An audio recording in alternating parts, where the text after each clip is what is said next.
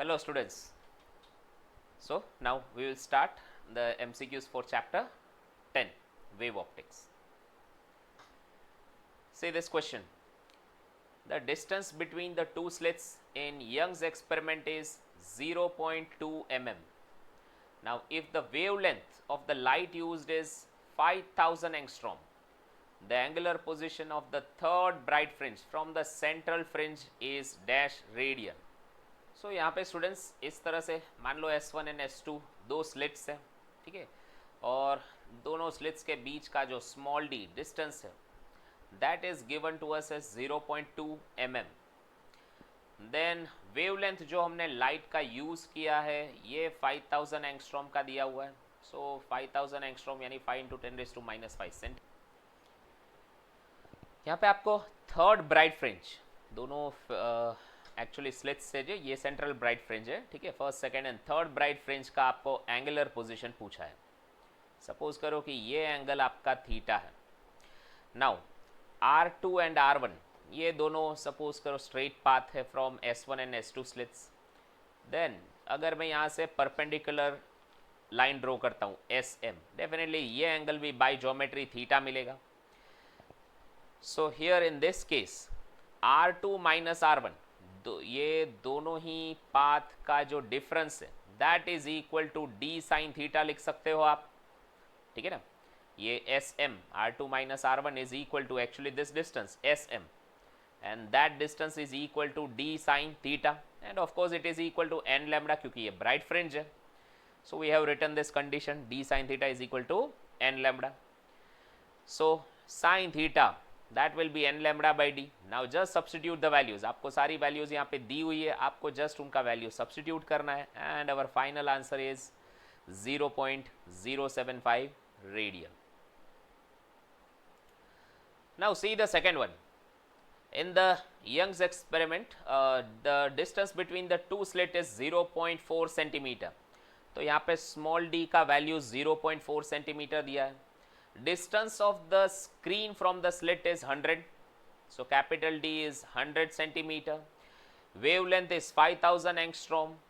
So क्योंकि आपको D और कैपिटल D दोनों सेंटीमीटर में दिया है, मैं इसे भी CGS में कन्वर्ट करता हूँ. So 5 × 10⁻⁵ centimetre. Distance of the fourth dark fringe आपको पूछा है. So n is 4. अब देखो xn का जनरल फॉर्मूला आप क्या लिखते हो, n minus half lambda d into d, right now for the dark fringe this is the formula. यहाँ पे आपको n को रखना होगा 4, ठीक है, आपको फोर्थ फ्रिंज का वैल्यू चाहिए. So putting n is equal to 4 you are getting the value xn is equal to 7/2 lambda d by d. Just substitute all the values. Question में आपको सारी वैल्यूज दी हुई है, सब्सटीट्यूट करो and finally you will get the value for xn which is equal to 4.37 × 10⁻². So correct answer is option A. Next one, distance between the two slits in the Young's experiment is 0.1 mm, यानी कि ये आपका small d हो गया. And distance of the screen from the slit that is capital D is 100. Wavelength is given. आपको width पूछा है. Students width के लिए आपको fringe width का whether it is dark or a bright fringe, fringe width का formula आता है x bar is equal to lambda D by small d. So lambda यहाँ पे गिवन है, small d and capital D का value भी आपको गिवन है. ऑफ कोर्स ये स्मॉल डी मिलीमीटर में दिया था तो आप इसे सेंटीमीटर में कन्वर्ट करोगे. Now put all the values in CGS and you will get your answer in centimetre, यानी कि 5 × 10⁻⁻1 सेंटीमीटर. सो इन मिलीमीटर आप इसको 5 मिलीमीटर लिख सकते हो, ठीक है. So correct answer is option A. So now let's see next. In the Young's experiment distance between the two slits is halved, यानी small d का वैल्यू आपने हाफ कर दिया, जबकि distance between the screen and the slit is doubled. so screen and slit के बीच का distance आपने 2 times कर दिया, यहाँ पे कैपिटल D डबल हो गया. lambda remains same, ठीक है, वेवलेंथ चेंज नहीं किया. तो width of the fringe will be what? Students fringe width के लिए formula x is equal to lambda into capital D by small d है, ठीक है. सो यहाँ पे आपका जो कैपिटल डी है वो डबल हो गया and small D it became hard. So let us से कि हमारा सेकेंड केस में जो फ्रिंज का फॉर्मूला यहाँ पे lambda two D two by small d two लिखते हैं. Just substitute the values of D two and small d two. So values को सब्सटीट्यूट करेंगे, आपको मिलेगा 4 times lambda 1 into d1 by d1. now that is equal to what? that is equal to actually 4 times x1. तो हमारा यहाँ पे fringe with जो है वो 4 टाइम्स हो जाएगा. ठीक है, it will become 4 times the original value. Diffraction is formed with the red light. If red is replaced by blue light then which of the following case is true. देखो, आपने red को blue से change कर दिया, मतलब wavelength कम कर दी. ठीक है, फ्रीक्वेंसी इंक्रीज हो गई, वेवलेंथ कम हो गई है. सो क्या होगा? The pattern does not change, या फिर maxima and minima will become narrow and more crowded. सभी मैक्सिमा एंड मिनिमा क्लोजर आएंगे क्या? या फिर ये हो सकता है मैक्सिमा एंड मिनिमा ब्रॉडन हो एंड बिकम डिस्टिंक्ट, या फिर डिफ्रैक्शन पैटर्न डिसअपियर हो जाएगा. देखो स्टूडेंट्स, डिफ्रैक्शन किसके ऊपर डिपेंड करता है? Depends completely on lambda by D. अब यहाँ पे आपने लैम्बडा चेंज किया, डी तो फिक्स है. ठीक है, तो लैम्बडा की वैल्यू अगर आप कम करोगे, वेवलेंथ कम करोगे, तो डिफ्रैक्शन भी कम होना चाहिए, यानी कि मैक्सिमा और मिनिमा भी डिक्रीज होना चाहिए था. ठीक है ना. सो रेड कलर का की जगह यहाँ पे, क्योंकि ब्लू कलर का वेवलेंथ कम है, मैक्सिमा का साइज भी डिक्रीज होगा एंड नैरो एंड क्राउडेड हो जाएगा. ठीक है, सो करेक्ट आंसर इसका आएगा option B. Now students, before looking in the next MCQ, आपको मैं कुछ ऑप्टिकल पाथ लेंथ के बारे में जस्ट एक रिवाइज करवा देता हूँ. सी, whenever the light travels in vacuum, you say in time t, जो distance cover होता है, distance covered by light in vacuum, now that is given by c into t, where c is the velocity of light in vacuum. now यही light, suppose इस case में ये air है या कोई और मीडियम है, ठीक है, जिसका रिफ्रैक्टिव इंडेक्स है n1 है, और ये किसी और मीडियम में पास होता है. अब नॉर्मली क्या होता है कि अगर ये मीडियम नहीं होता तो ये डॉटेड लाइन का जो पाथ है उस पाथ को कवर करता है. But because the medium changed, यहाँ पे लाइट बेंड होगा, इसका पाथ डिफरेंट हो गया. ठीक है ना, तो ये जो पाथ लेंथ जो कवर करता है ये थोड़ा डिफरेंट होगा. आपको यहाँ पे देखना है, सपोज इन टाइम t, ये यहाँ से लेके यहाँ तक कवर करने का कैपिटल T जितना टाइम लेता है, तो यू नो दैट के capital T time is equal to what? It may be here see the T, capital T, that is time is equal to T, the ये thickness of the slab divided by velocity of light in this medium. Now refractive index आपको पता है, this is equal to C by V. So अगर मैं v को replace करता हूँ, v is equal to c by n put up कर सकते हैं. सो यूजिंग दैट हियर आपका टाइम यहाँ पे मिलेगा t by c into n. So t time c that is equal to n times ये स्मॉल t मिलेगा. ये आपका डिस्टेंस कवर्ड हो गया इन वैक्यूम. ठीक है ना. So in time t, in same time, vacuum में जो डिस्टेंस कवर्ड होता है उसी को ऑप्टिकल पाथ लेंथ बोलते हैं. दैट्स व्हाई वी से कि ऑप्टिकल पाथ लेंथ जब भी आपको कैलकुलेट करना हो तो that is equal to the refractive index of the medium multiplied by thickness of the medium होता है. तो यहाँ पे इस मीडियम में जो लाइट ट्रैवल करती है, ठीक है, तो उसका रिफ्रैक्टिव इंडेक्स, ये ऑप्टिकल पाथ लेंथ और in this medium, that is equal to n2 into T मिलेगा. नाउ द क्वेश्चन अराइजेस कि फिर जो पहले पाथ कवर करता था उसकी कंपैरिजन में अब हमें कितना पाथ ज़्यादा या कम कवर करना पड़ेगा. देखो, जो पहले जो डिस्टेंस था ऑप्टिकल पाथ लेंथ, उसका फॉर्मूला था n1 इंटू टी. ठीक है ना, ये हमारा जो सराउंडिंग मीडियम है उसका रिफ्रैक्टिव इंडेक्स इंटू ये थिकनेस. और अब जो नया पाथ लेंथ जो है वो हो गया n2 इंटू टी. तो optical path difference that will be equal to n2 minus n1 into T. और उसमें भी अगर सराउंडिंग मीडियम एयर है तो ये फिर ये वैल्यू 1 हो जाएगा and you will get this as n minus 1 into t. So optical path difference का वैल्यू आपको n minus one into T मिलेगा, n होगा ग्लास का रिफ्रैक्टिव इंडेक्स और 1 यानी कि सराउंडिंग मीडियम अगर एयर है तो उसका रिफ्रैक्टिव इंडेक्स रहेगा, ठीक है। और t यहाँ पे क्या होगा, thickness of the slab. Now look at this question. In Young's experiment, if a transparent thin sheets are placed in front of two thin slits such that the central bright fringe remain at the same position, the thickness and the refractive index of both the sheets are T1 and T2 and N1 and N2 respectively. So in this case, which of the following option is correct? देखो students, ये आपका original value यहाँ पे दो slits आपको दिया हुआ है, ठीक है, स्क्रीन है and here is the central bright fringe. After putting the two small slits, ठीक है, ये सॉरी ग्लास स्लैब्स या कोई भी ऑब्जेक्ट्स यहाँ पे पुटअप किया जिसका रिफ्रैक्टिव इंडेक्स से n1 है और थिकनेस यहाँ पे t1, सेकेंड जो है उसका थिकनेस t2 है and refractive index is n2। आपको पूछा है कि इसमें से कौन सा ऑप्शन करेक्ट होगा। देखो, जब हम ये स्क्रीन नहीं था, सेंट्रल ब्राइट फ्रिंज में of course R1 and R2 का डिस्टेंस सेम होता है, सो R2 minus R1 is 0। After putting this sheets again हमारी सेंट्रल ब्राइट फ्रिंज वहीं का वहीं है, इसका मतलब दोनों केस का ऑप्टिकल जो पाथ लेंथ है वो सेम रहा होगा, ठीक है ना। R2 dash minus R1 dash again same ही है, सो दोनों का डिफरेंस 0 रहेगा। अब यहाँ पे R1 डैश क्या हो गया होगा, ओरिजिनल की कंपैरिजन में आपका R1 डैश जो बदला होगा ये ऑप्टिकल पाथ लेंथ की वजह से बदला होगा।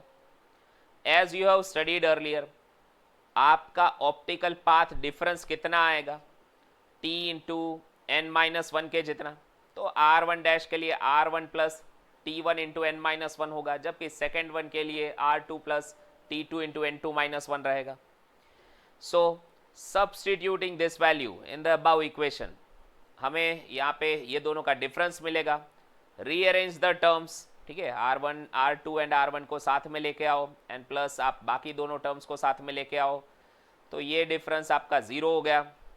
तो रिमेनिंग टर्म आप 0 से इक्वेट करो and you will get this one as n2 minus 1 into T2, this is equal to n1 minus 1 into T1। So T1 by T2 आपका n2 minus 1 upon n1 minus 1 मिलेगा। So the correct answer is option C.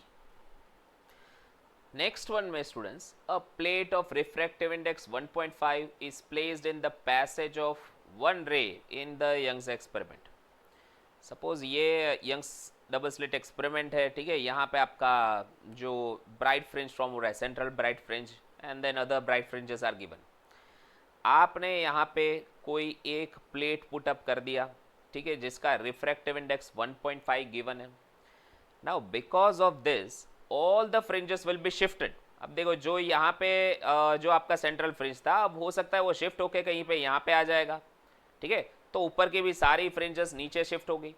Question ये है कि central fringe is bright still, मतलब कि हो सकता है कि आपका पहला फ्रिंज यहाँ पे आ गया हो, ठीक है, ये 0 नीचे चला गया हो, फर्स्ट फ्रिंज तक यहाँ पे आ गया होगा, ये शिफ्टिंग हुआ होगा, या इवन सेकंड फ्रिंज तक भी शिफ्ट हो सकता है, सेकंड फ्रिंज आपका यहाँ पे आ गया हो, ठीक है।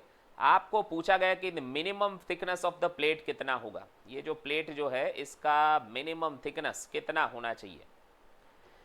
नाउ ऑप्टिकल पाथ डिफरेंस के लिए तो आपके पास फॉर्मूला है t into N minus one. Now अगर आपका यहाँ पे अगेन ब्राइट फ्रिंज ही फॉर्म हुआ है, तो इसका मतलब तो सेंटर पॉइंट पे R2 माइनस R1 का डिफरेंस तो m लेमड़ा के जितना ही आना चाहिए, इंटीग्रल मल्टीपल ऑफ लेमड़ा, उसमें भी थिकनेस मिनिमम रखनी है, तो ये शिफ्ट भी मिनिमम हुआ है, यही समझो। तो इसका मतलब कि आपका सेंट्रल फ्रिंज जो है वो एक ही पार्ट नीचे, एक स्टेप नीचे चला गया, यहाँ पे फर्स्ट ब्राइट फ्रिंज जो फॉर्म हुआ था वो अब यहाँ पे फॉर्म हो रहा है, ठीक है।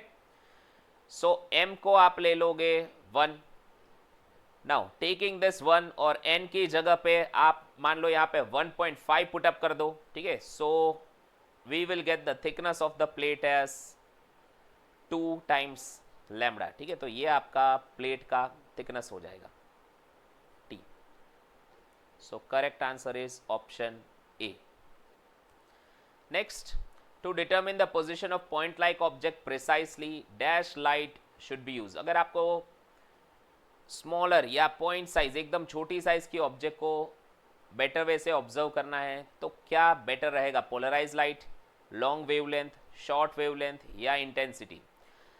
सी, जो डिफ्रैक्शन है वो डिपेंड करेगा वेवलेंथ पे, ठीक है। तो अगर आपको डिफ्रैक्शन का इफेक्ट कम से कम करना है तो वेवलेंथ को भी जितना छोटा हो सके उतना छोटा रखो। So that's why the correct answer will be option C, short wavelength. Next one, angular spread of the central maxima in diffraction pattern does not depend on what। Diffraction में आपका मान लो ये स्क्रीन है, यहाँ पे हमने स्लिट रखा है, ठीक है, तो ये होगा आपका सेंट्रल वैल्यू, सेंट्रल मैक्सिमा। तो इसका जो आपका विड्थ है, ठीक है, ये इनमें से किसकी वैल्यू पे डिपेंड नहीं करेगा। सी, सेंट्रल मैक्सिमा इसका विड्थ यानी कि दोनों फर्स्ट मिनिमा के बीच का डिफरेंस ही लेना है। आपका मिनिमा का कंडीशन यहाँ पे आएगा sine theta that is equal to m lambda by d. याद रखना स्टूडेंट्स, यहाँ पे मैं मिनिमा की बात कर रहा हूँ, not about the dark fringes. ये डिफ्रैक्शन पैटर्न है, ठीक है, इंटरफेरेंस नहीं। इंटरफेरेंस में याद होगा आपको हम लोग ब्राइट फ्रिंज के लिए कंडीशन लेते थे इंटीग्रल मल्टीपल ऑफ लैम्बडा। यहाँ पे इस वक्त मैं मिनिमा और मैक्सिमा की बात कर रहा हूँ, तो कंडीशन इसमें m lambda for the minima होता है, ठीक है। सो लुकिंग एट दिस, आपका मिनिमा का कंडीशन ऑफ कोर्स लैम्बडा के ऊपर भी तो डिपेंड करता है, स्मॉल डी के ऊपर भी डिपेंड करता है। तो इसका मतलब डेफिनेटली वेवलेंथ पे तो ये डिपेंड करता है। यहाँ पे पूछा किसके ऊपर डिपेंड नहीं करता, तो ये ऑप्शन बी तो नहीं आएगा।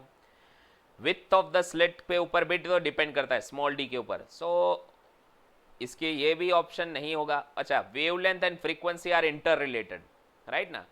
Lambda into frequency that is equal to speed of light, constant रहता है, तो इसका मतलब फ्रीक्वेंसी के ऊपर भी ये डिपेंड करेगा। So our correct answer is option A, ठीक है।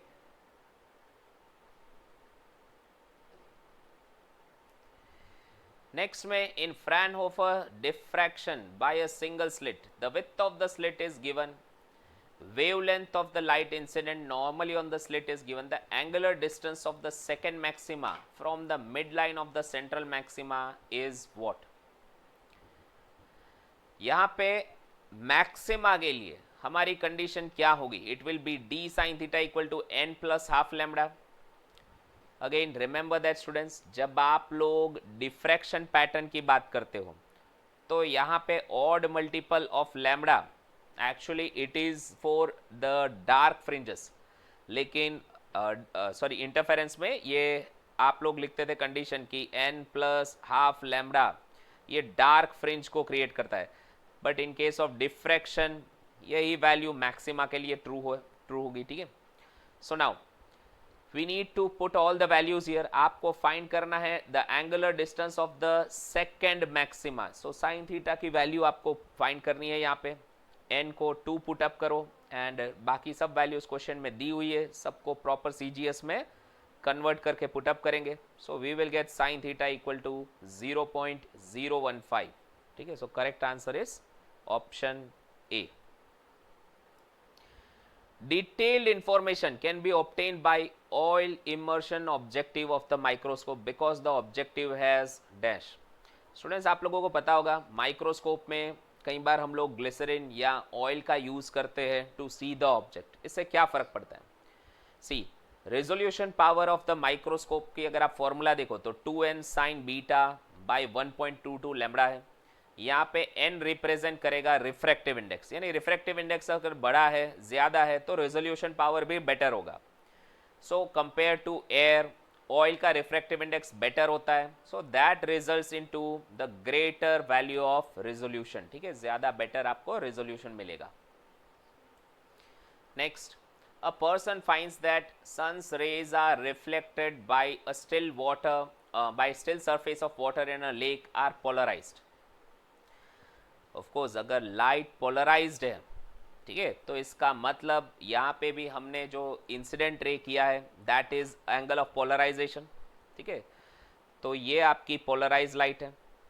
Refractive index of water is given to us, sun will be seen at the angle of dash with the horizon. तो ये आपको विथ होरिजन मतलब ये with respect to surface sun का angle कितना है ये पूछा गया है।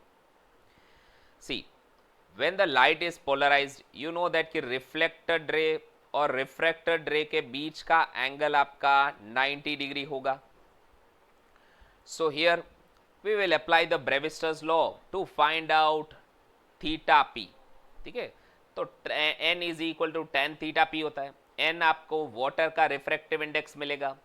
From this we can calculate the value of theta p also. so theta p आपका tan inverse 1.327 होगा, that is equal to 53 degree.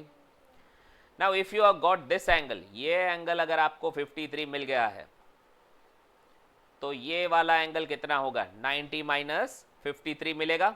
so the angle with respect to horizon that is equal to 90 minus 53. so answer is option C, 37 degree. next, ordinary light incident on a glass slab at an polarizing angle suffers a deviation of 22 degree. so value of the angle of refraction is how much? so यहाँ पे ये आपका glass slab है, suppose ये this part is the glass slab. Light जब polarising angle पे incident किया तो डेविएशन जो हुआ यहाँ पे ये होता है angle of deviation, that is 22 degree. Question is what is the angle of refraction, मतलब मुझे ये अल्फा फाइंड करना है, ठीक है। Now from the figure you can see that कि ये theta P angle and alpha plus 22 ये पूरा एंगल ऑल्टरनेट एंगल्स बन रहा है, सॉरी वर्टिकली ऑपोजिट एंगल बन रहा है, ठीक है। So first we will see here theta p के लिए वैल्यू फाइंड आउट करेंगे। थीटा पी के लिए आप लोग ब्रेविस्टर्स लॉ अप्लाई कर सकते हो, n is equal to tan theta p. So from that n का वैल्यू क्वेश्चन में दिया हुआ है, refractive index of the slab actually ये 1.5 है, so we can put that value and get theta is 56 degree. Now alpha plus 22 theta p के जितना होगा, वर्टिकली ऑपोजिट एंगल है, so from that alpha that is 56 minus 22, so it is equal to 34 degree. so correct answer is option D. next see 14th one, ratio of the resolving power of the telescope when the lights of the wavelength 4000 and 5000 angstrom are used. तो यहाँ पे देखो resolving power of the telescope आपका 1.22 d by 1.22 lambda है, यानी it is inversely proportional to lambda. So resolving power 1 by lambda, तो यहाँ पे आप लोग दोनों वेवलेंथ का रेशियो इनवर्स में लिख सकते हो। So ratio is lambda 2 by lambda 1, यानी कि 5000 by 4000। So answer is 5:4। Correct answer option B होगा। नेक्स्ट में diameter of the lens of telescope is 1.22 metre, wavelength of the light is 5000 angstrom, तो resolving power telescope का कितना होगा। देखो telescope के लिए आप रिजॉल्विंग पावर का formula again d by 1.22 lambda लिखोगे। यहाँ पे d क्या है, diameter of the lens, objective lens जो है आगे का वो, और लैम्बडा यानी वेवलेंथ। ये दोनों वैल्यूज आपको क्वेश्चन में दिया हुआ है, बस दोनों को प्रॉपर यूनिट्स में कन्वर्ट करना। ये मीटर में है, इसको भी मीटर में कन्वर्ट करो and substitute it in the equation, ठीक है। 5000 है तो इंटू 10⁻⁻10 मीटर में कन्वर्ट करने के लिए, एंड देन सॉल्विंग इट आपका आंसर आएगा 2 × 10⁶ metre inverse, that is the resolving power. See now this one, the AO is the ray incident on a glass having refractive index 1.54. As shown in the figure, a Nicol prism is appropriately kept in the path of reflected ray OB. Now Nicol prism is rotated. The intensity of emerging from the light emerging from the Nicol prism is what? यहाँ पे देखो जो light reflect हो रही है, normally glass slab में से तो light should be refracted, so most of will be refracted of course. जो भी रिफ्लेक्टेड लाइट है वो डेफिनेटली पोलराइज लाइट है। Now in this case Nicol prism itself is a polarizer. तो अगर आप इसे रोटेट कर रहे हो, so what happens, you see this situation, यहाँ पे ए आपका पहला पोलराइजर है, सो यहाँ से जो लाइट एमिट हो रही है ये पोलराइज लाइट है। There after B is the second polarizer. जब आप इसे रोटेट करोगे, आपका जो ऑप्टिकल एक्सिस है, ठीक है, वेज ये जैसे जैसे अपना एंगल चेंज करेगा, देखो यहाँ पे आपकी इंटेंसिटी क्या होगी। अगर मान लो यहाँ पे हमारी original intensity I knock, you know that कि पोलराइजर के थ्रू जब पास होता है तो हमारी इंटेंसिटी जनरली हाफ हो जाती है। अब ये आपकी मान लो I1 है, तो आपका I2 बाद का इंटेंसिटी क्या होगा, I1 into cos square theta. Cos square theta, यहाँ पे थीटा क्या होगा, थीटा एक्चुअली में ए और बी के ऑप्टिकल एक्सिस के बीच का एंगल होगा। आपका ए का एंगल, ए लाइन वर्टिकल है ना, इस तरह से ये लाइन है ए का, ठीक है, तो ए और बी के बीच का जो एंगल है, ठीक है, उसके ऊपर ये डिपेंड करेगा। तो जैसे जैसे आप इसको रोटेट करवाते जाओगे, आपका इंटेंसिटी शुरू में धीरे धीरे डिक्रीज होगा, जीरो हो जाएगा और फिर वापस इंक्रीज होगा, ठीक है, यही होता है ना इसमें पोलराइजर और एनालाइजर में। अब यही सेम फिनोमिना यहाँ पे हो रहा है। आपका लाइट ऑलरेडी पहले से यहाँ पे पोलराइज हो चुका है, ठीक है ना। अब ग्लास स्लैब पे आपने जब इंसिडेंट किया एट प्रॉपर एंगल, ठीक है, तो ये आपका रिफ्लेक्टेड रे जो है वो वैसे भी पोलराइज रे है। तो सेकेंड पोलराइजर को आप अगर यहाँ पे रोटेट करवाओगे तो इंटेंसिटी पहले धीरे धीरे कम होगी, जीरो हो जाएगी और फिर वापस धीरे धीरे इंक्रीज होना शुरू हो जाएगा। सो correct answer is option D. Let's see next. Unpolarized light falls on two polarizers placed one on the top of other. What must be the angle between the characteristic directions, that is optic axis of the polarizer, if intensity of the transmitted light is 1/3 of the incident beam? देखो question क्या पूछा गया है, ये आपका polariser और analyser इस situation में रखा गया है। आपकी जो फाइनल आउटपुट इंटेंसिटी है, ठीक है, अगर मान लो ये हमारा आई नॉक जितना इंटेंसिटी होता है, तो फाइनल जो आउटपुट इंटेंसिटी है यहाँ पे I2 और फाइनल ये I3 इंटेंसिटी मिलता है, that is actually 1/3 of the original intensity. तो फिर क्वेश्चन ये है कि फिर ये जो एंगल बनेगा थीटा वो कितना होगा, ठीक है, यानी कि ए और बी के एक्सिस के बीच का एंगल कितना होना चाहिए, ठीक है, that is what is asked here.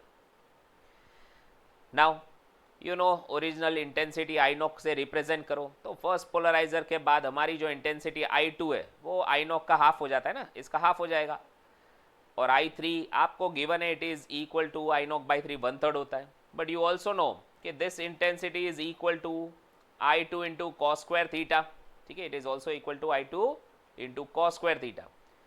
तो जस्ट मैं यहाँ पे, अच्छा, I2 की जगह I can substitute I naught by 2। So let me substitute and let us compare these two equations. So finally cos square theta आपका 2/3 मिलेगा, hence cos theta root of 2/3 होता है। From this आप लोग थीटा कैलकुलेट कर सकते हो 35.26 degree, यानी कि it is 35.3 degree. So these were the MCQs for wave optics students. आप इसे प्रैक्टिस करो, एक दो बार दोबारा से प्रैक्टिस करना, फॉर्मूलाज को जस्ट एक बार रेफर कर लो, ठीक है। Have a nice day, good bye all of you.